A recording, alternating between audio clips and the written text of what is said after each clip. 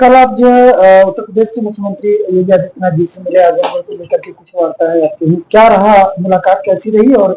क्या फिर इस आजमगढ़ को लेकर के अगली रणनीति क्या है? बहुत अच्छी मुलाकात रही और महाराज जी ने बहुत आशीर्वाद दिया और उन्होंने कहा कि बहुत अच्छा आप लड़े चुनाव, बस आपको आजमगढ़ छोड़ना नहीं है। और ये बात पहले भी मैं कहता था कि मैं जीतूं या हारूं, आजमगढ़ की जिम्मेदारी अगर मुझे दे दी है पार्टी ने कार्यकर्ता के रूप में, तो मैं छोड़ने वाला नहीं हूं। मैं यहाँ रह के और जो भी विकास कार्य है उसको आगे बढ़ाएंगे, क्योंकि देखिए केंद्र में भी हमारी सरकार बन गई और प्रदेश में हमारी सरकार है ही, तो आप देखेंगे कि आजमगढ़ का कोई कार्य रुकेगा नहीं। ये महाराज जी ने भी हमें कहा कि आप वहां रहिए, रह के अपना भी काम करिए, वहां अपनी शूटिंग करिए, अपनी फिल्में बनाइए, लेकिन आजमगढ़ का कोई काम न रुके इसकी भी चिंता आप ही को करनी है, क्योंकि भले जीत गए हैं धर्मेंद्र जी, पर आजमगढ़ के काम करने वाले सांसद आप ही हैं। तो यहाँ जो काम होगा वो तो हम ही करने वाले हैं, तो इसलिए आजमगढ़ को भी चिंता करने की आवश्यकता नहीं है। 3,47,000 लोगों ने मुझे आशीर्वाद दिया और उस आशीर्वाद के दम पे मैं यहाँ खड़ा हूं, मैं यहीं रहूंगा और यहाँ रह के,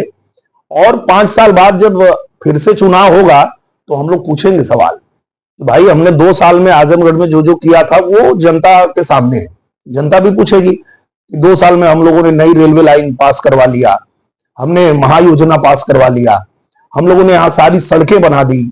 हम लोगों ने यहाँ विश्वविद्यालय बनवा दिया, हम लोगों ने यहाँ अटल आवासीय विद्यालय बनवा दिया, हमने 2 साल में यहाँ संगीत विद्यालय बनवा दिया, हमने आजमगढ़ में रिंग रोड पास कराया है, अभी जा रहा हूं और गडकरी जी से मिलके और उसको भी तेजी से आगे बढ़ाऊंगा, उसको भी अभी तुरंत कराना है मुझे। तो ये सारा काम, और मैं कोशिश ये भी करूंगा कि उनको ले आऊं आजमगढ़, ताकि आजमगढ़ के जो और भी जो बड़े बड़े कार्य हैं उनको भी हम लोग करवाएं। तो ये जीत और हार ये तो होती रहती है, पर जब आप जनता के प्रतिनिधि के रूप में उतरे हैं, आप चुनाव लड़े हैं, तो आपका काम यही होना चाहिए कि आप जीते या हारे जनता के बीच में रहें, उनका काम करें, और वही हम लोग करने वाले हैं और यही हम लोगों को सिखाया भी गया है और यही भारतीय जनता पार्टी का हर कार्यकर्ता करता है, चाहे वो जीते या हारे,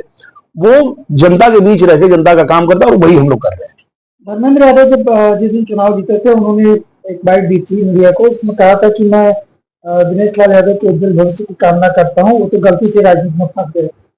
आज इत्तेफाक से आप सामने बैठे हैं, तो अब उनको क्या मैसेज आप अपनी तरफ से देना चाहेंगे? मैं उनको यही कहना चाहूंगा, धर्मेंद्र यादव जी को, माननीय सांसद जी को, कि वो ठीक से पता करेंगे तो उनको पता चलेगा कि मेरा भविष्य बहुत उज्जवल है ऑलरेडी, और मैं अपने कार्य के साथ साथ यहाँ जनता की सेवा करने के लिए आया हूँ। जनता ने मुझे मौका दिया था और मैंने 2 साल में जो करके दिखाया है, आप 5 साल में कर लीजिए, फिर हमको शुभकामना दीजिएगा, फिर 5 साल बाद मिलते हैं आपसे यहीं आजमगढ़ में।